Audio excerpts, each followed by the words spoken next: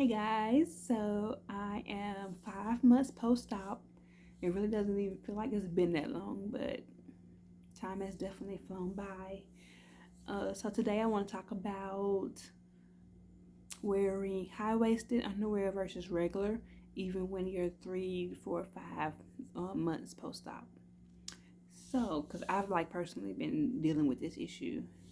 So I have several underwear that has this band on it, and these are regular. They're not really high waisted at all. And every once in a while, I'll pull one of those out and put it on. And I put a pair on probably about an hour and a half ago, just to kind of show you what it does. And these are has the elastic is a little bit thicker, so they're a little bit worse than what your typical underwear would be like, but some of those I still get the same kind of effect from it. So if you are, months out and you want to start wearing regular underwear, you should be fine as long as it's really loose. You don't want anything that's gonna kind of compress that area. Because honestly, just to tell you what I did, and it seemed to have worked for me, I wore my binder longer than most people do. I was sleeping in it. When I started exercising, I started to wean myself away from it. So I was exercising without it. But as far as trying to kind of train my waist back and get it, for the most part, pretty flat. I was using my little binder, and to the point where I even bought a second one. So when you have older people who have, and sometimes younger people, they wear those short socks, and after about an hour or so, you look down and move the sock, and it's like a pretty good indentation in their skin, and it's like puffy above the sock. It's the same concept with your belly. So let me kind of show you how it looks. So I have the underwear on with this kind of band, and it kind of pushes right here and gives me this little pouch. Now, by all means, my stomach is not 100% flat, but it's not bad. I got just like a little boop, and that's it. It's barely noticeable most of the time. But when I wear the wrong underwear, I can definitely tell a difference. So if you can stand it, try not to wear tight underwear.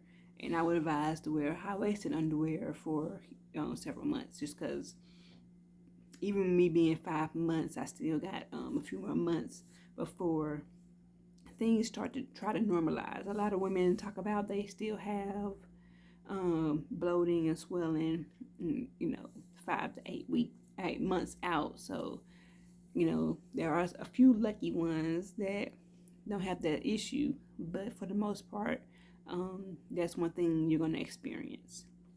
And just to kind of give you a quick update, just how I've been feeling, 5 months out. Everything's been going pretty good. I'm now doing more intense ab workouts, so I'm trying to really get my core back strong. I feel like I'm definitely at the point where I can start, doing those more intense exercises. I've gone back to exercising about hour and a half a day, where I'm doing weights, cardio, and some type of ab workout.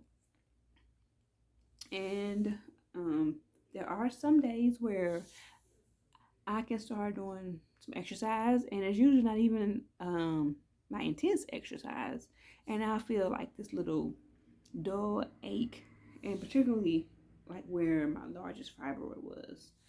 And I'm not really alarmed about it when I have that sensation or pain. I just kind of stop what I'm doing. I don't even push through it. I'm just kind of monitoring it for the next few weeks and see how it is. I've definitely seen some women say they have the same issues. So maybe, my body's still trying to normalize. And it's still, in the healing process. So that's definitely, something I'm gonna keep my eye on. So just let you know, definitely not abnormal. It's not something I would definitely want to keep going, but it's something I am gonna be, keeping an eye out on. All right, I think that is all.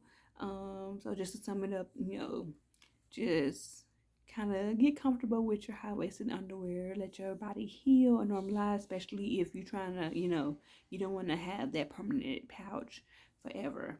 Like I said, it might not ever all the way go down, but if you kind of train your body and wear the appropriate undergarments, um, it'll be more favorable. Oh, I think I want to talk about my scar. So at one point, I wore jeans early on, and it kind of rubbed on my scar, and it made it start bleeding a little bit. And so after that, that was probably about 2 months ago. I probably only have worn jeans once since then. I think I might be okay to wear it now. And as far as comfort level, um, the jeans doesn't bother me, but my scar wasn't ready for anything to be rubbing on it yet, which is another reason to wear those high-waisted jeans, because it just gives it another level of protection. And let's see, my scar is not very not very lovely.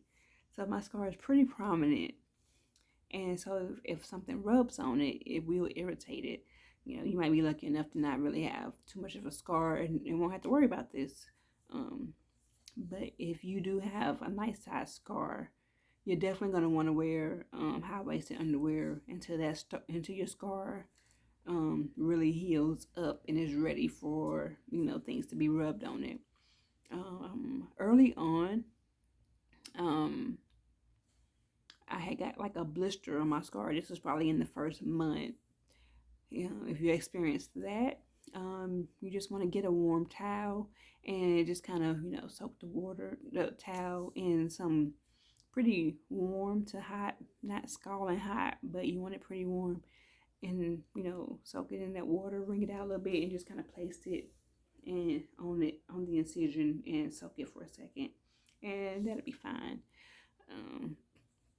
Let's see, that same day the blister kind of it was gone.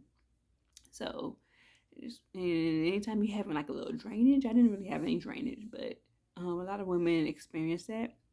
You want to do the same thing. Get you a warm towel and then kind of just soak it with the towel a few times.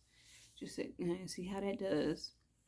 All right. If you have any questions, anything you would like for me to address in my videos, feel free to comment down below. And then be on the lookout for that video of the kind of beginner core exercises that I'll upload later. All right. Bye-bye.